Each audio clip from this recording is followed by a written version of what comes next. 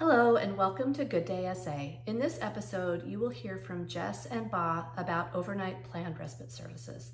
We offer this service in Linwood in a duplex and also in Tacoma. Jess and Ba take the opportunity to talk with you about what overnight planned respite services are, who we serve, and what it is that really makes this service distinct from supported living and other services. It's an amazing service that serves so many families who are living with their adults with intellectual disabilities and have been for years and years and years. It provides them with an opportunity to maybe take a vacation or to have a medical procedure done, and provides them with a safe place and skilled place for their adult child to be, or their family member. Thank you so much for taking this opportunity to watch and enjoy the heart of the moment also, where Jess and Ba talk a little bit about what the service means to them. Enjoy! Service Alternatives provides a variety of services, and many people are familiar with our residential supported living services. Residential services supports adults with disabilities who need support to live in their own homes independently from a few hours a day to 24-hour care. Today, we're excited to share a look at a little-known service that provides opportunities for adults and seniors to recharge and gives caregivers a much-needed break. Welcome to the OPRS program. Meet Jess Edelberg and Fatu Ba. Jess, training specialist in the SA Training Institute and previous OPRS manager, recently passed the baton to Fatu to lead the OPRS team. We learned respite can be provided to adults and seniors who may never have left their home or who have goals to live independently. Well, OPRS itself does stand for Overnight Planned Respite Services. I've also referred to it as adult respite because there's many different terms. You might also just hear it called respite, especially in SA. They're just like, oh yeah, I work in the respite program, because OPRS can be a little mouthful. So we support individuals with developmental disabilities for 1 to 14 calendar days. So they have to stay overnight for it to be considered a calendar day. They also have to be supported through DDA per our contract for them to stay with us. So that's kind of the basic how respite comes about. We provide the same supports as we do all throughout residential.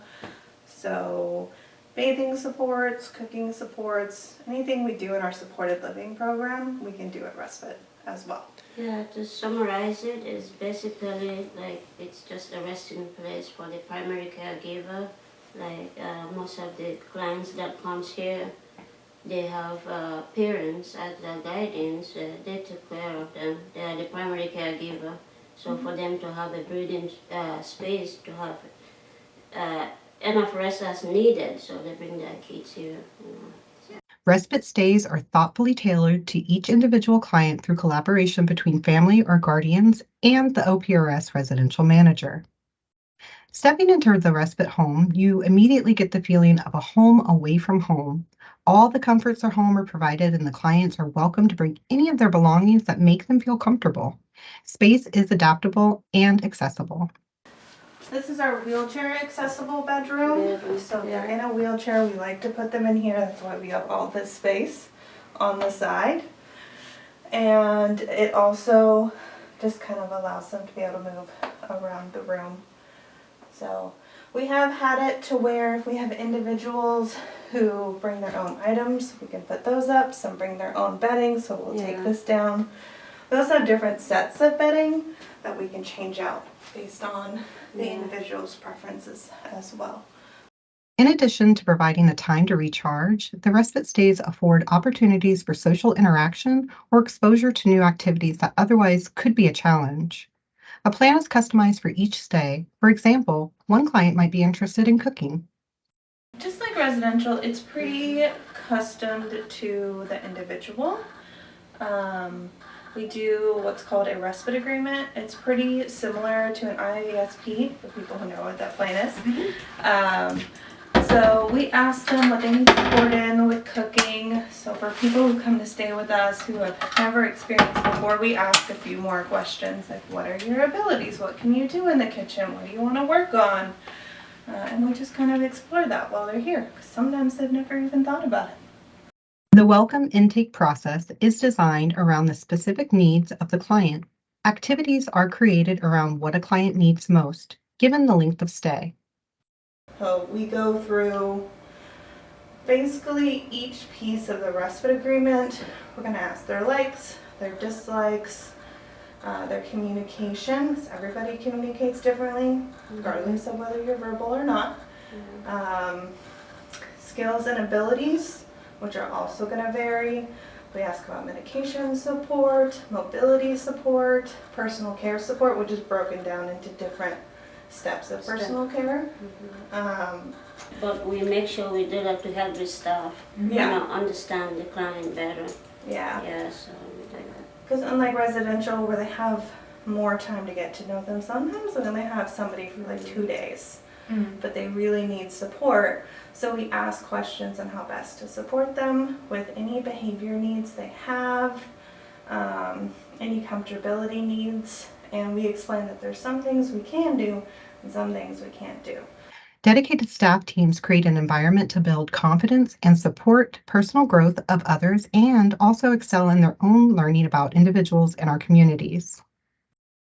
We welcome you to the Overnight Planned Respite Program, providing valuable new experience for clients and much-deserved breaks for their caregivers.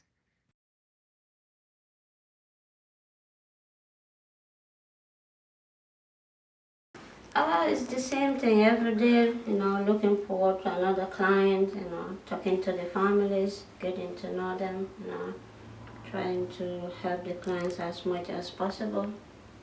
And also with the staff, I develop rapport with them, so we communicate and just make the place homely for everybody, both clients, guardians, and us who work here. Yeah. I would say respite can pretty much prepare you to work with anybody. Right. Because if you can work with respite, you can pretty much go anywhere. It's been really great with training, because I have lots of stories I can share. Can't break confidentiality, of course, but because what I currently teach is people who work outside of SA, who work with individuals or are brand new to developmental disabilities. So I've worked with respite and be like, hey, we can do this. It may not seem like you can do this, but you can do this. It's happened. It's been done. So that's been great. Thank you for joining us for this episode of Good Day SA. As you know, when we conducted our Start, Stop, Continue survey last summer, one of the things that was requested from many of you is that you know more about the services we offer here at Service Alternatives. Overnight Planned Respite is one of the many unique services we offer here at SA. There are other ways besides Good Day SA that you can get to know about the services that we have.